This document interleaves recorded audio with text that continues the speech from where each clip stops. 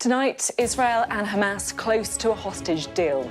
Israel's Prime Minister has held a series of meetings with top officials tonight, signalling a deal to release some prisoners in Gaza with a brief pause in the 45-day war. We'll be live in Israel and Washington.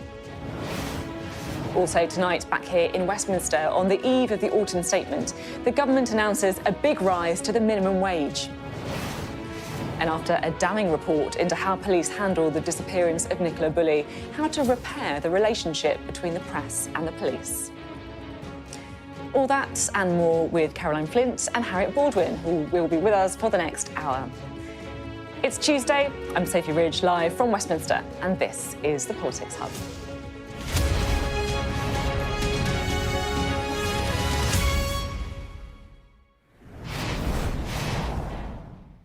Good evening. Well, as we start the programme tonight, there are big signs that Israel and Hamas are close to agreeing a hostage deal. For weeks now, negotiations have been taking place to try and secure the release of people taken during Hamas's attacks on Israel on October the 7th. But officials in the US are warning tonight the talks could fall through at any moment. It's thought the deal would include a pause in fighting lasting several days and could lead to the release of 50 Israeli hostages, all of them women and children. And in return, 150 Israeli-held Palestinian prisoners, again women and children, would also be freed. And it would lead to around 300 to 400 trucks of humanitarian aid being allowed into Gaza each day. Well, in the past hour, the Israeli military have been giving a briefing to the media, where a spokesperson warned that a deal had yet to be finalised. Our hearts are with the hostages in Gaza, children, women, men, and the elderly, also including IDF soldiers who were kidnapped by a ruthless terror organization and are currently held in Gaza. We are going to do everything we can to bring them back as quickly as possible. The Chief of General Staff conducted a situation estimate inside the Gaza Strip with the reservist soldiers. He told them that the ground maneuver is bringing achievements, but we still have a long way ahead of us, and we're going to continue to exert pressure on Hamas until we achieve the goals of the war, which obviously include bringing back the hostages home. We will update the families of the hostages with every piece of information we have regarding their loved ones, and after we update them, we'll inform the general public. As for this difficult matter, I recommend that you only listen to reports from official agencies. We will tell you the truth once we have the details and the facts. Once we have these, we will report. Well, our Middle East correspondent, Alistair Bunkle, joins us now from Jerusalem. Alistair, what's the latest you're hearing?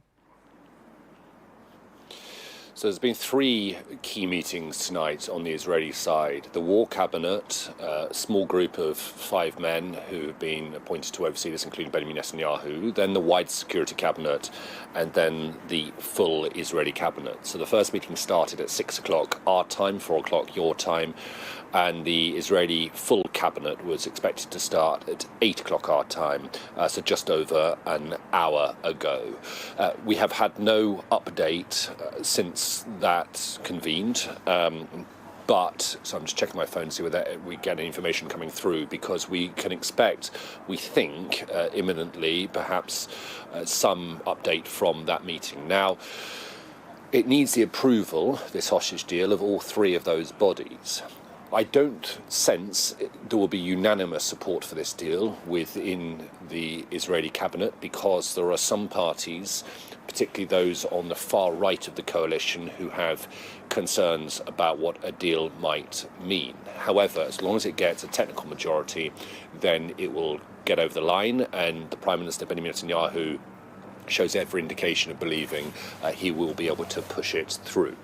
If that happens, we will then enter a 24-hour period whereby Israeli citizens will be able to object to the deal if they feel that any of the Palestinian prisoners being held in Israeli jails, who will be swapped as a part of this exchange, if there's any reason why they would object to that. In terms of the detail of the deal, Of course, we will have to wait and see what is announced as and when it is announced.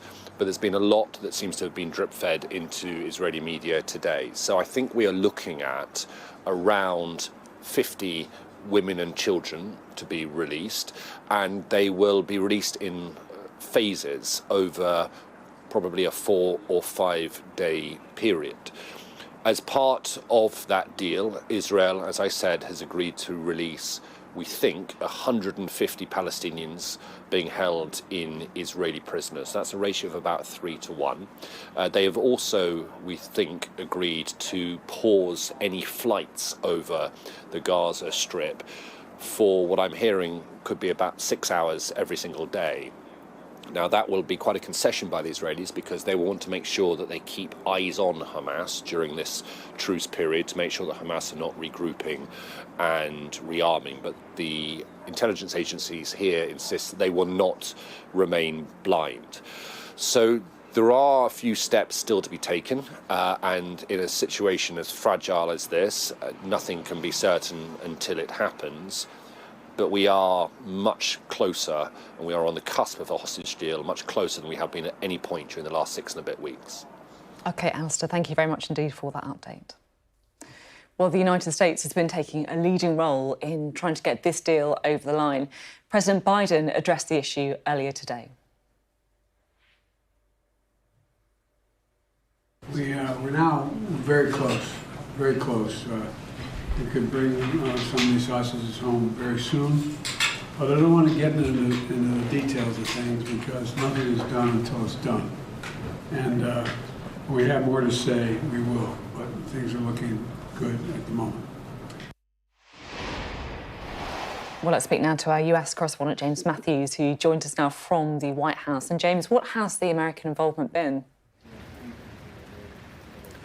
It's been central, pivotal to this, Sophie. And I have to say, Joe Biden, speaking earlier this morning inside the Roosevelt Room, was leaning pretty hard into the prospect of a deal being done and being executed. He's clearly pinning his colours to the mast on this one, although he did add the rider, nothing is done until it's done.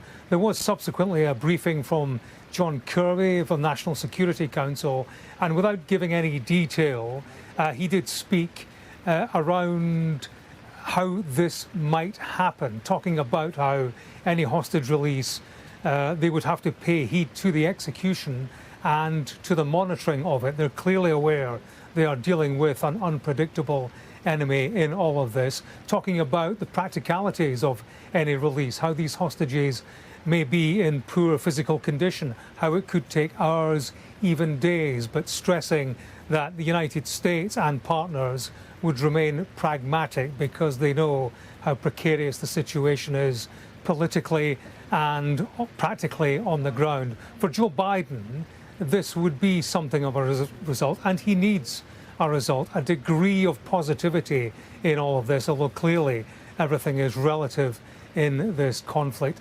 His limitations diplomatically and politically in terms of being able to shape and steer this conflict have been exposed. He's not always been in sync with Israel, a well-funded US ally. And there are questions here about why that's the case. Handsomely funded, a poll this week for NBC showed that a thumping majority of voters don't rate Joe Biden on foreign policy and his performance throughout the Israel-Hamas conflict. He is clearly suffering from an unrelenting sequence of bad news. So for him to be seen to be shaping to some degree events in the Middle East and to have some degree of influence rather bucks the trend that he has suffered from thus far.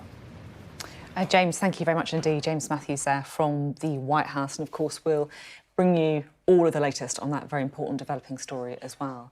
Our other top story tonight is tomorrow's autumn statement, where the Chancellor will set out plans that he hopes will revive both the economy and his party's electoral prospects. Well, tonight we had an announcement from the Treasury on pay, with what the government hailed as the biggest ever increase to the national living wage. Here's our political editor, Beth Rigby. Billed as the autumn statement to get Britain growing, it's really about getting the Conservatives going. Today, a very retail offer for 2 million workers, the biggest ever increase to the living wage. This is a pay rise for up to 3 million workers and is part of our commitment to make sure that we make work pay. You talked this morning about tax cuts for businesses, tax cuts for individuals. Has it got anything to do with the fact that the Conservatives are now 20 points behind in the polls and you are running out of time? Well, I think in the last year, the Prime Minister and Chancellor have made some really difficult decisions in the national interest. We've met the Prime Minister's commitment to halve inflation. That's going to make a massive difference to people at home now. And now we're really focused on growth and making sure that we bring the tax burden down. And many Conservatives believe they need to, and quickly. Tax levels now at their highest in 70 years. The Prime Minister is now talking about this being a time to cut taxes. You must be delighted, aren't you? It's what you've been calling for. I'm pleased, quite frankly, Beth. You know, if we can start signalling the route, the pathway, that great Conservative journey of moving towards lower taxes, that is to be welcome. So do you want tomorrow to be the moment where the Prime Minister goes for it and he really kick-starts this general election campaign? Well, I'm open for that, totally, on the basis that, you know, a year out from an election, we have to be out there speaking about who we are, what we stand for. You say we as Conservatives believe in low taxes. Does the Prime Minister believe in low taxes? Beth, you ask him that question. The answer is yes, the government now changing its tune. For months, we've been told the time isn't right for tax cuts. Well, tomorrow, the Chancellor will say the opposite. Now, apparently, it is, with tax cuts expected for individual workers and businesses too. Now, Treasury insiders will tell you this is all about an improving economic outlook. But make no mistake, there's plenty of politics in this too. The Conservatives are 20 points behind Labour in the polls, and the Prime Minister is running out of time with you, the voters, and his restive party as well. But in marginal Conservative Corby, would tax cuts convince voters to stick with Sunak? Whether I would vote Conservative, I don't think that alone would sway me, to be fair. They cut one thing, but they'll take it out of another. That money has to be paid elsewhere, you know, so is that money going to be paid with the rising cost of fuel? Is it going to be paid with the rising cost of petrol? Tax cuts expected next spring, now coming early. But are the offerings too little, too late? Beth Rigby, Sky News, Westminster. Well, Beth joins us now. Beth, it feels to me like we spent a long time over the last couple of months talking about the levers that Rishi Sunak has left to pull with the electorate, you know, whether it's the King's speech, whether it's the reshuffle. And actually, tomorrow, the autumn statement, I know it's the Chancellor delivering it, but it's a big lever. What can we expect? It is a big lever, and it's a moment where he really can set the firing gun on the general election. There's been a few false starts from Rishi Sunak's team, haven't there, over recent weeks. Look, I think for months the government was saying we had to get inflation falling, they wouldn't commit to tax cuts. It's going to be a very different vibe. Tomorrow it will be a go-in for growth budget, and within that there will be lots and lots of tax cuts, I think. A big emphasis on business. I think there will be individual tax cuts. There's an expectation that there might be a cut to national insurance. Why are they doing it? Well, they're running out of time. I mean, when I checked the poll of polls today, the Sky News poll of polls, in September, the Conservatives were 18 points behind Labour. Now they are 20 points behind Labour. And the Prime Minister really needs to try and find a way to close that gap. And, of course, financial levers are one of them. We had expected these tax cuts, hadn't we, to come in March, so they're bringing them forward. And, yes, the economic outlook has improved, but it is highly political. Now, if you talk to Labour, they will argue about it being too little, too late. They will, say there have been 25 tax rises this Parliament. We've got the highest tax burden in 70 years. And they will argue that all of this, any tax cuts now, does not offset the tax rises that voters have been given in this Parliament. But from a prime ministerial point of view, what he wants to get back to is arguing that I am a low-tax, small-state Conservative, Whether it washes with voters is an entirely different matter. But I think the aim of tomorrow is that everyone comes out of it feeling that they have got a win and maybe therefore feel a bit more favourably towards the government. Interesting stuff, Beth. Well, we'll be here in the studio to try and work out if he's achieved what Beth just set out there. Good to see you. Right, Beth on the politics. Let's bring in our economics editor, Ed Conway, now, who can do the numbers for us. Just push a chair in.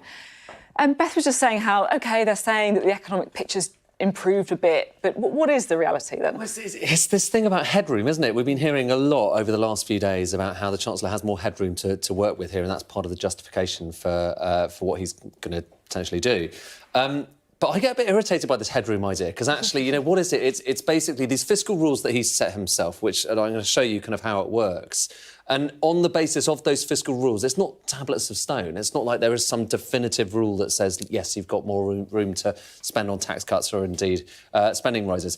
But let's just kind of, first of all, we're going to get an update on the size of the economy from the OBR. That's part, you know, this is supposed to be, you know, autumn statements typically, it's about updating the numbers. Obviously, it's about more than that these days. Last time around, you'll see this is relevant in a moment. This is showing you total nominal GDP, and we usually look at real GDP, but nominal GDP is kind of useful here because it takes into account inflation, and inflation's really high at the moment. That's what was forecast last time around, that line, just the economy getting bigger and bigger and bigger. But now it looks even bigger, and that's partly because the ONS says that the economy is a bit bigger than it previously thought, but mostly it's basically because inflation's a lot higher. When the economy is bigger, then all of your other metrics like debt and debt as a percentage of your GDP actually look a bit better, and that's back to his rules. So one of the main rules, the key one here, is that he needs to have the national debt, and this is national debt, and that's the forecast there, going out over the next few years. He wants to have that falling by the end of the forecast horizon. Look at those bars, you can just about make out. It's just falling, isn't it? That was last time. And so that's headroom. That's, you know, people talking about headroom, that's the headroom there, £6.5 billion last time around. Update the numbers, the debt figure looks a lot better, and then the headroom looks a little bit bigger. So maybe 15, maybe could be 20, could be 25 billion. Handy to find down the back of your sofa. And that's it. That's how it works. It's kind of as simple as that. The funny thing, though, OK, sorry, and loads of bottom. We're going to have lots more charts tomorrow if you're interested in that kind of thing. But headroom here, this is various different chancellors going back to George Osborne, Philip Hammond, almost forgot his name there, Rishi Sunak, heard of him, and then Jeremy Hunt. And that's the amount of headroom they had against their fiscal rules, to the extent that this stuff actually kind of matters. And look, if he does indeed have about that kind of, you know, £20 billion, he's still below the average, and he still kind of wants to spend some of that money. Can I do one more chart? Because it's back to what Beth was saying a second ago, that kind of knowing look. So this is the tax burden for the UK. The total taxes as a percentage of GDP. And it's going up. Like you see there, that's going up to the highest level that we've seen since at least 1948. And this is the critical thing. We're going to be looking at this and working out whether that line is indeed going down or indeed kind of quite high. And it's going to be very difficult for the Chancellor and the Prime Minister to claim that they are tax cutting when actually that line is so very high. So we're going to keep an eye on that one as well. Lots of Conservative MPs keeping an eye on that as well, I'm sure. Ed, thank you very much indeed. There'll be lots more Ed Conway chants tomorrow for our autumn statement coverage as well. The autumn statement, of course, is sure to feature in tomorrow's newspapers as well. We're going to have our extended press preview and news review from 10:30 this evening with tonight's news and tomorrow's headlines. Joining us for that will be the Deputy Editor of Conservative Home, Henry Hill, and the journalist and broadcaster, Jenny Clean. Right, let's bring in our guests for this evening, shall we? Harriett Baldwin, the chair of the Treasury Select Committee, and the former Labour Minister, Caroline Flint. Great to have you both here. Right, let's talk autumn statement, shall we? Harriett, to you first, because you're going to have quite a prominent role responding to it. What are you looking out for? Well, I think there is an inflection point, and I thought Ed's charts were really interesting. I think if you look back to last year, inflation was running at over 11%, and we heard this week that it's down now to 4.6. So there's been enormous progress on that front. And for the first time in a long time, you've got wage increases, including that announcement in terms of those on the very lowest pay, running substantially ahead of inflation. This is the first time that we've seen that for a considerable length of time. And what that means is that the Chancellor has taken in more tax revenue this year than he was expecting when he set his budget last year. And it means that he can hand some of that hard-earned money back to the British public. So I'm also expecting him to really focus on how we incentivise businesses to continue investing. So we've seen good foreign direct investment. We'd like to see more foreign direct investment. And I think also UK businesses to invest. I think there'll be a lot in tomorrow's autumn statement that will be around British businesses, giving them an incentive to invest and to raise that productivity so that we can keep on increasing people's earnings. Caroline, I'm interested to see what you want to see from tomorrow, particularly from the perspective of, I guess, voters in the Red Wall. You know, you had such a close relationship with your sort of patch, if you like, that went blue at the election. What do you think they want to see in it? Well, I think it's interesting for me tomorrow to see whether he's going to use all the possibilities tomorrow, whether he's going to leave it to a budget next year. Because I think from the earlier discussion, yes, inflation is down, and that is good, and they must have been breathing a sigh of relief about that. But actually, you know, things aren't still that great. Prices are still rising for consumers. We'll know on Thursday what the energy price cap's going to be. There is some indication that prices in energy are going to go up. I know from other work that I do as well that so many people who are vulnerable and in fuel poverty, they're going into this winter carrying a lot of debt from last winter, but no actually significant help like the £400 that every household got during 2022-23. So for a lot of people out there, it's still tough. It's still tough to make work pay. And whilst I very much welcome the increases to the national minimum wage, I do have to say, I do recall when we took the legislation through on that, the Conservative Party didn't vote for it. That's a legacy policy. I'm glad they've come around. That is important, but it's still the case. The cost of living is really high for people still. So tomorrow, I think it'd be interesting, as you said, Harriett. I think he's got 23 billion more tax take from this time last year. Potentially, if you take that out over the course of the year, that might average at about £40 billion. I presume he will want to think about using some of that money to bring down debt, because that's an important factor here. And of course, interest rates have put the borrowing up on that score. So what will he spend that money on? I think it's going to be quite an interesting choice for him. In the Red Wall seats, obviously people like to just know really directly, really clearly, how am I going to earn more money for the work I put in from one week to the next? So national insurance is one. He could actually look at raising the threshold for the basic ratepayer as well, and that might be helpful too for those people. Is there a difficult political narrative here?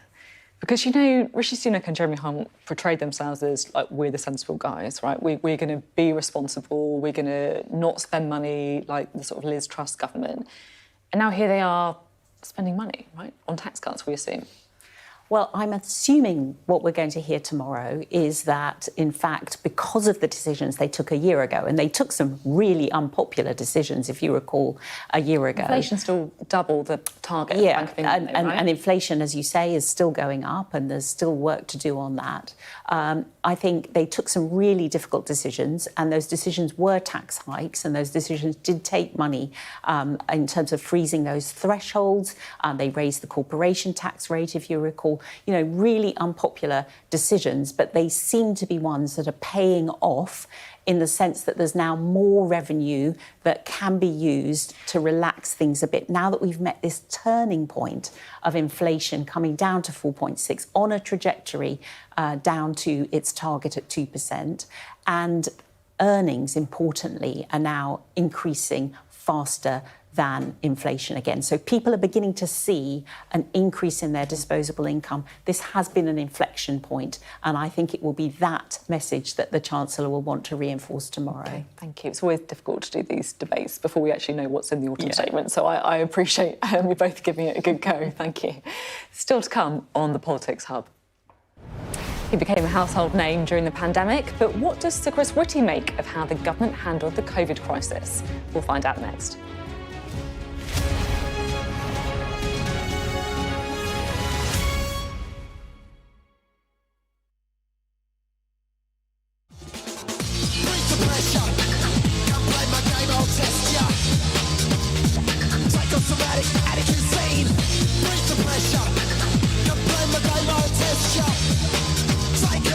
So bad been doing art for like 20 years. Many people don't know that. I've been doing art for 20 years.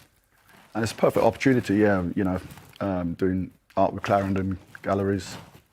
And obviously they've got galleries throughout the country. But if you want to come and see the art all in one place, get down to Covent Garden. What inspires you?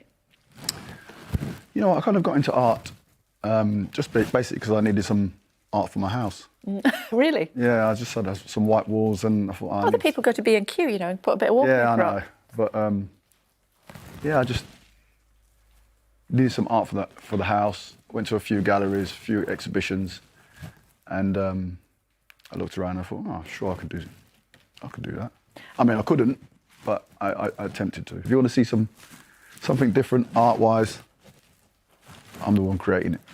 The story behind the hand grenade is, when a grenade is created to cause destruction, you throw it into the direction of something you want to kill, maim, hurt somebody, And the idea was, I put a heart inside the grenade, so when you throw it in that direction, it creates love. So all my artwork is about positivity and about love. There's nothing negative in my art. And I like to take imagery and turn it on its head, so. War is everywhere, do you know what I mean? And it's just terrible. Need more peace in this world, and my artwork kind of reflects a lot of that. It's just good vibe, good feeling, and good, it's about love.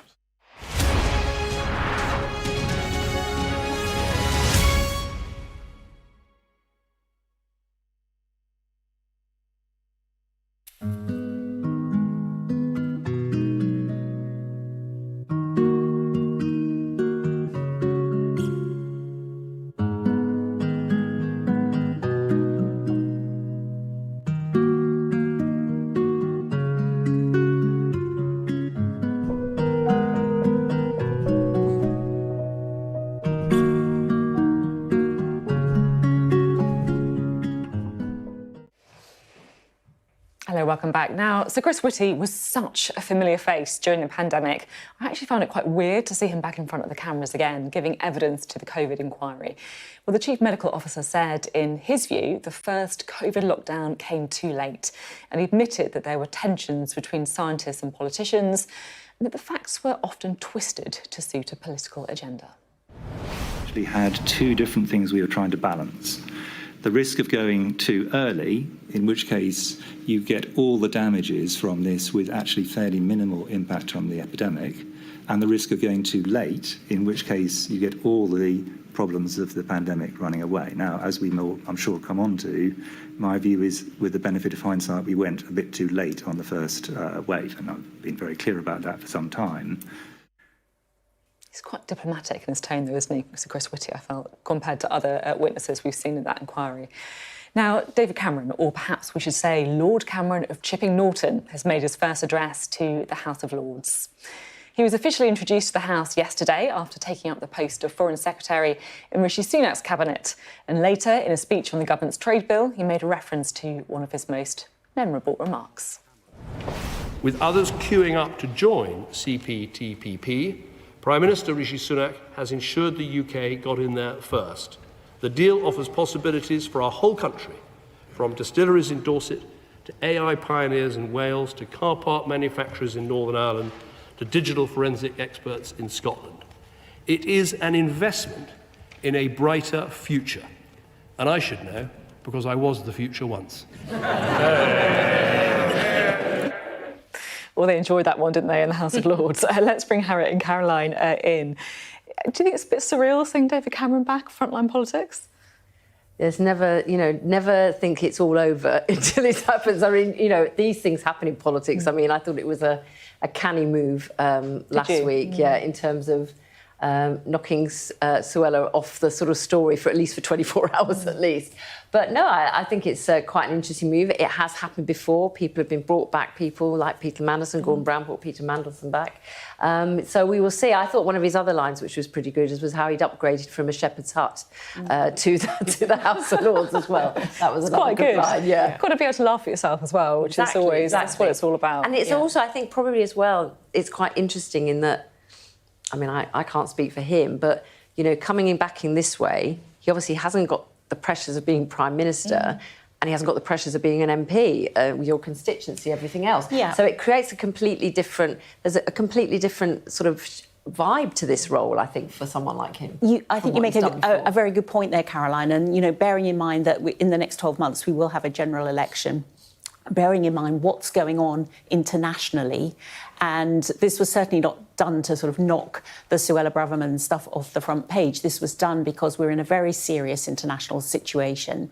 The UK has the most amazing diplomatic service and network, and it's really important that the UK plays a role in terms of mediating what's going on in the world. I was delighted to see Lord Cameron made his first visit to Ukraine this week, and I think it's going to be really important that he uses that diplomatic network to mediate in what is clearly a terrible situation around the world. I think it's a really serious international situation. I'm glad that he's going to be able to do that and focus on that, and not have to worry about, the election in his constituency on this occasion. I think it's the right choice for this time. Do you think it's a bit risky for Rishi Sunak? It could be overshadowed by a former Prime Minister? Yeah, there's always those risks as well. I mean, obviously, in Labour, there's a former Labour leader in the shadow cabinet with Keir Starmer. I think it's always difficult, these sort of things, but I think I would hope that they probably have had some conversations about that. But I mean, a lot's going to happen in the next year. Who knows who will be standing still after the next general election? It's someone the PM can trust to go out there. And that mediation that the Prime Minister was doing in the early days of this conflict, Israel-Gaza, and he was mediating and travelling all around the region. He's got a lot on his domestic plate. I think having a Foreign Secretary who has been Prime Minister, who can go out and do that on behalf of his government, I think is really valuable. The only thing I would say on that is that you can't. Your argument is very sound, but at the same time, not having one of the four most important offices of state in the House of Commons. There's a lot of pressure on Andrew Mitchell, who'll be fronting that. We shouldn't set a precedent for all this. Otherwise, there have been many precedents, as you know, for that post being held by someone in the Lords. Yeah. Okay, really interesting to talk. Bit of agreement there, I thought, unusually. Coming up on the Politics Hub. What are the lessons for the police after a review found major failings in how they handled the disappearance of Nicola Bulley?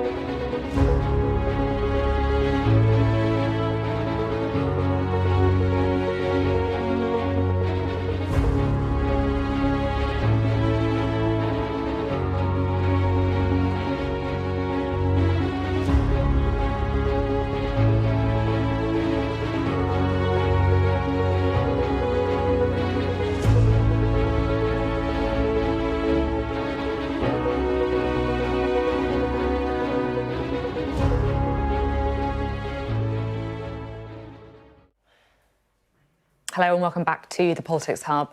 Now, you may have seen the report today by the College of Policing looking into how Lancashire police handled the disappearance of Nicola Bulley. Nicola, a 45-year-old mother of two, went missing back in January and she was found 3 weeks later. We now know it was, sadly, an accidental death and that she maybe fell into cold water. An official review today said the force's decision to reveal sensitive details around alcohol, also around the menopause, was both avoidable and unnecessary. But there was something else that came out of this report that I wanted to talk about tonight, because it also highlighted an information vacuum and wild speculation on social media, partly caused by a breakdown in the relationship between the police and the media. In other words, if the police had been able to guide some trusted journalists confidentially, off the record, it might have been handled a lot differently. And I remember when I was about 21 or 22, I was doing work experience at a local paper in Tottenham, and I was asked to cover the memorial for a policeman who had lost his life during riots in the 1980s. But what I remember really distinctly about that day was the police going to the pub afterwards to raise a glass to their colleague, and the crime reporter from a national newspaper being there. He wouldn't have been covering the story, but it was really a chance to catch up with some of his contacts. And the thing is that now, post-Leveson, I cannot imagine that happening. There's been a complete reset of the media's relationship with the police. And of course, a lot of that is for the best, a reset that needed to happen.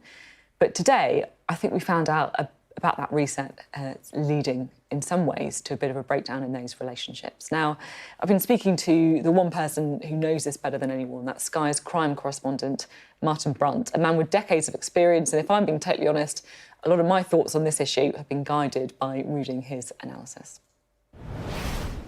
Great to have you on the programme today. Was there anything that stood out to you from the report?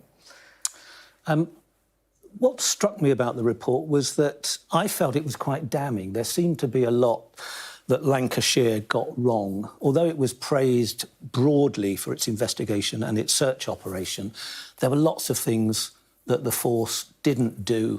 And I described it as quite damning, although the language that's used by the report authors doesn't really justify that. Avoidable and unnecessary was the most serious accusation when the report authors were talking about that release of Nicola Bulley's personal information.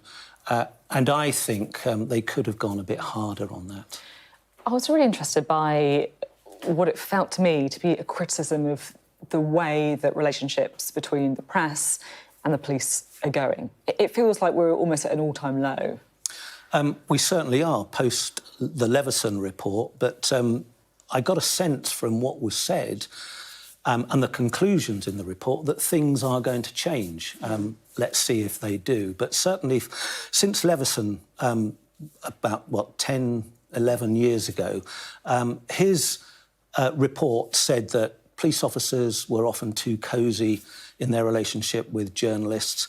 It eventually led to most police forces using Leveson as an excuse not to talk to us, not to engage with us as they once did. Certainly. What does that mean? Does that mean, not going to the pub with you, or does that mean, OK, I'm not even really going to pick up the phone to you, or not going to give you any of the information that you're asking for? Well, it became quite severe. There was a real sense of the drawbridge being pulled up, the shutters coming down.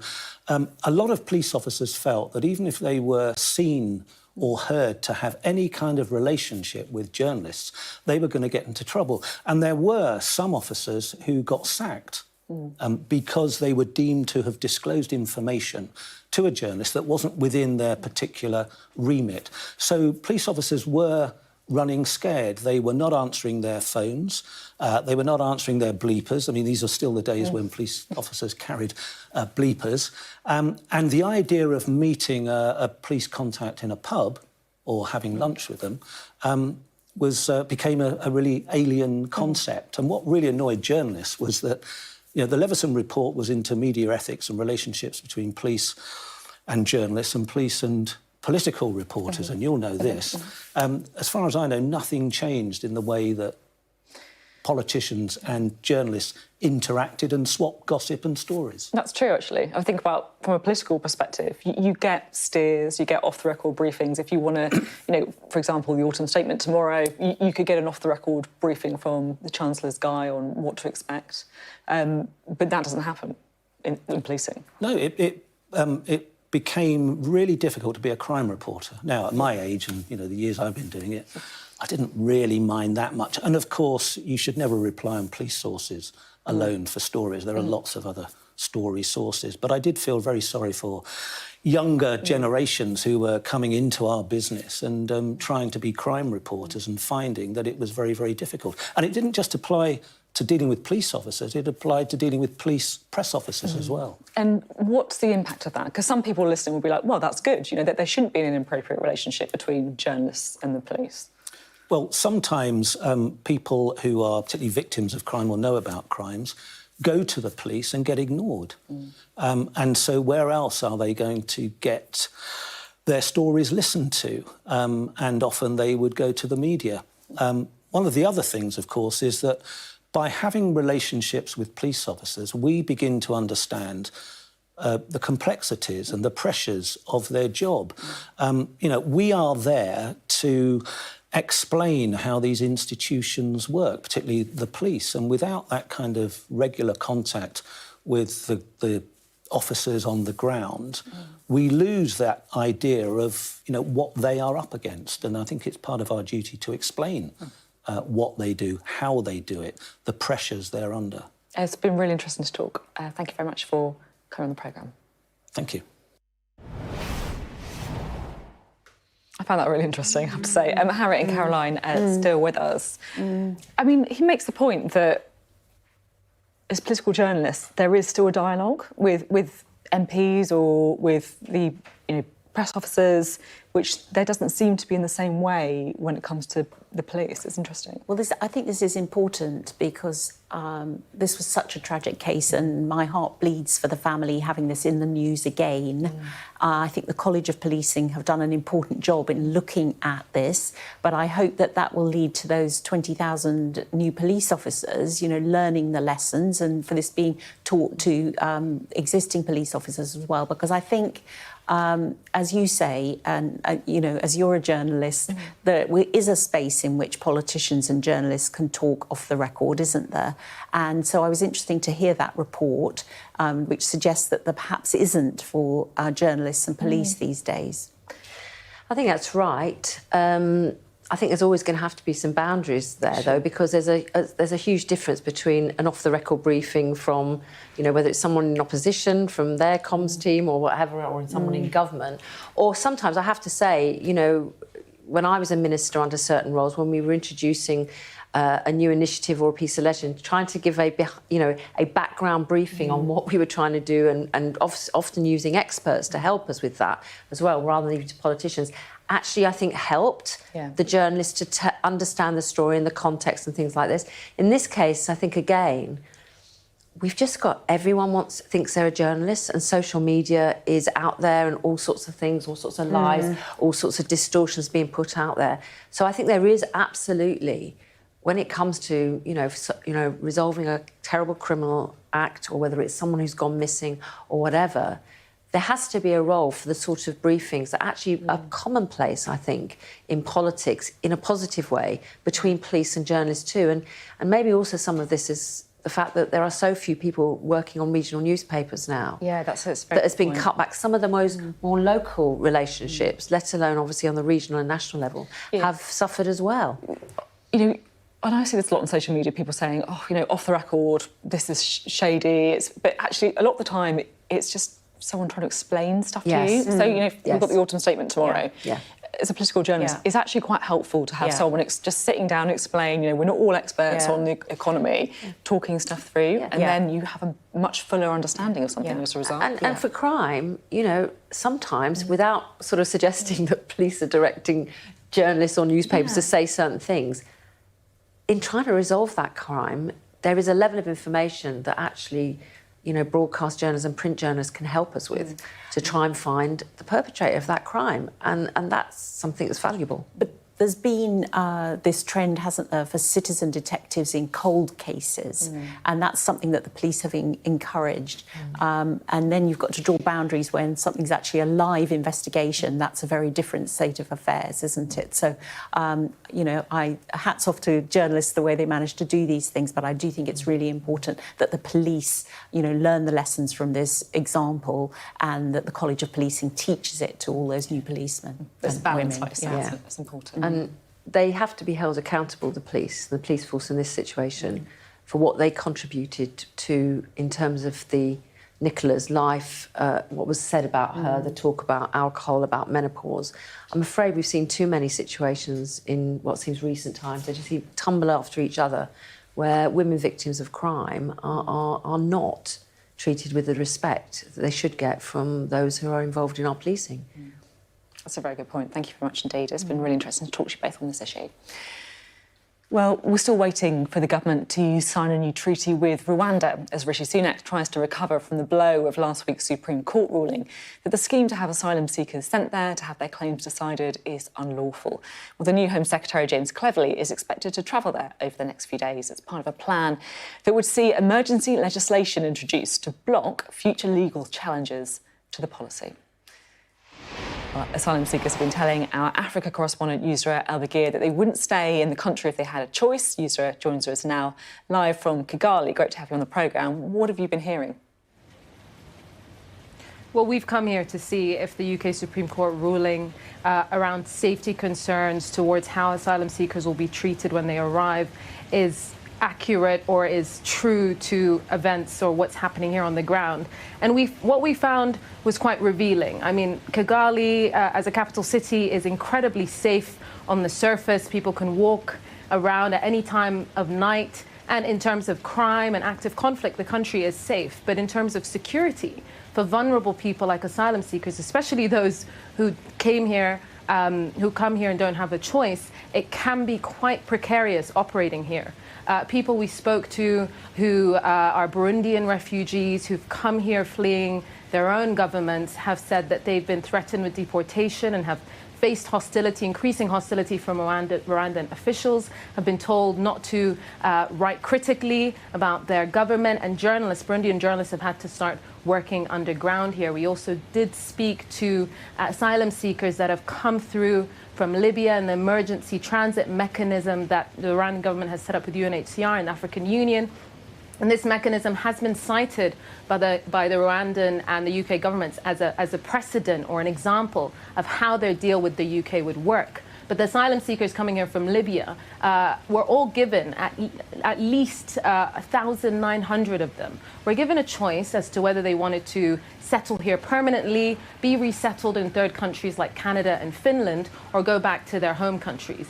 None of them chose to settle in Rwanda or go back to their home countries. All of them are waiting to be resettled somewhere else. So that really gave us an idea of what asylum seekers would actually want if they were given the choice, unlike in the UK deal where they wouldn't, they'd just be sent here. We also went to the Hope Hostel, which has been block booked by the UK government since late May 2022, and now 18 months later still stands empty. Now, we did ask how much money is being paid by the UK government to book out this entire hotel of 50 rooms. No one will give us a proper answer. No one will tell us. They said this information isn't in the public domain. But it is worth noting that the cost of the deal, the money being paid to the Rwandan government by the UK, has gone from £120 million last year to £140 million this year. And we think that that could be due to the delays in getting this plan approved. Now, this hostel wasn't built for this UK deal. It was actually built to house survivors of the Rwandan genocide who lost their families, the 1994 genocide. And those people, those residents, at least 22 of them, were given money by the Rwandan government to leave and make room for these deportees from the UK. So it really doesn't feel like there will be long-term stability assurances that hold true to what we're seeing on the ground for people in similarly vulnerable positions. Yusra, thank you very much. Yusra Elbagir there, reporting from Kigali. Coming up after the break. The Chancellor will tell us everything tomorrow, but why do they stay tight-lipped before the big event when their minions are briefing out all the details? We'll discuss next.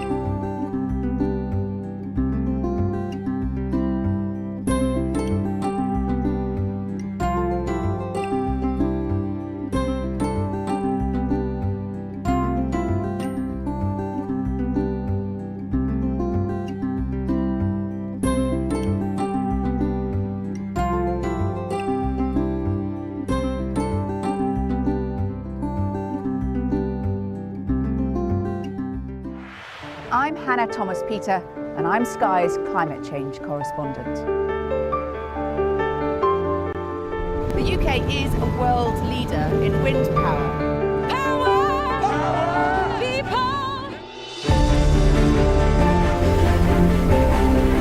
It's part of the Congo Basin rainforest, which is such an important ecosystem. It's known as the lungs of Africa.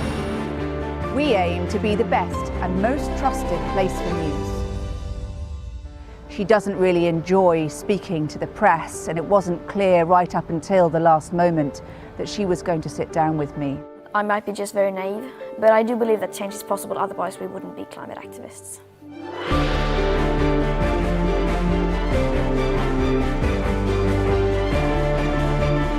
I'm confident for the last 30 years we have known how bad it is. I'm not here to apologize. I'm here to fight for the next step. You can see just the piles and piles of stuff, these sofas and people's desks and children's books. And you can see inside this home here, people trying to sort out their home. It's just been devastating. I think everything's at stake. The future of our planet, the future of the beauty around us, the future of you and me.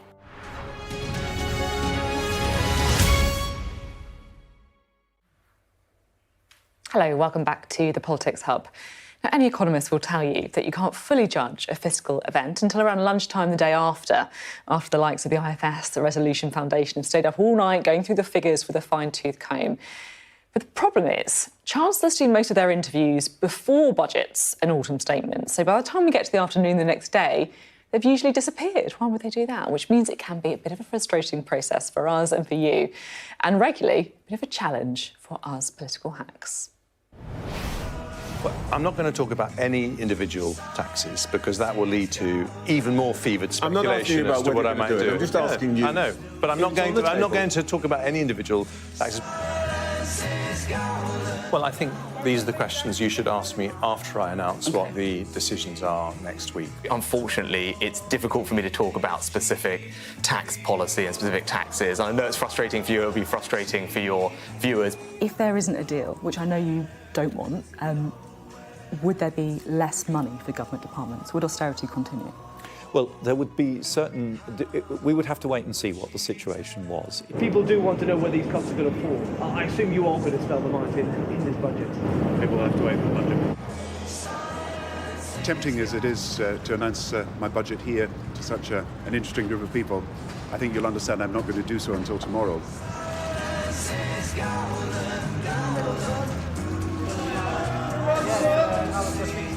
Prime Minister.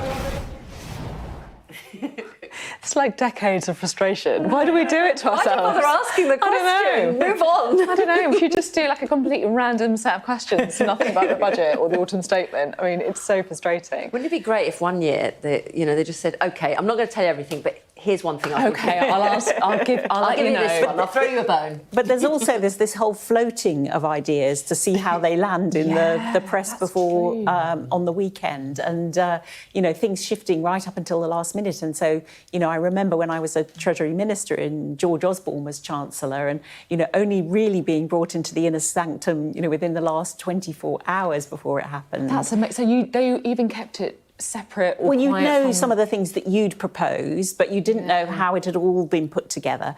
And then the other thing that is a challenge as chair of the Treasury Select Committee, you have to be the first person to respond to the budget with a speech after the Leader of the Opposition. So you're frantically listening and going through your notes and what you thought would be in there and what you thought wouldn't be in there to try and make that speech with absolute, preparation. And what's your tactic then? If you're going to have your kind of your favourite pen, you're WhatsApping, phone a friend, what's the... I do all of the above, and, I've prepared what I think might be in there tomorrow to respond to in terms of my draft speech, but, obviously I'll be finalising it right up until the minute I get to my feet. So you're totally ignoring what the Leader of the Opposition is saying at that point. You're really busy on what you're going to say. You're sort of listening with one ear, aren't you? Yeah. It is a bit of a bizarre sort of charade, though, the whole thing, like you say, the kind of trails of of breadcrumbs before. I feel like they've done that a bit with inheritance tax this time round, and then the interviews where they can't say anything. Yeah, and there's been a bit on the national insurance. That's certainly been popping up all over the place.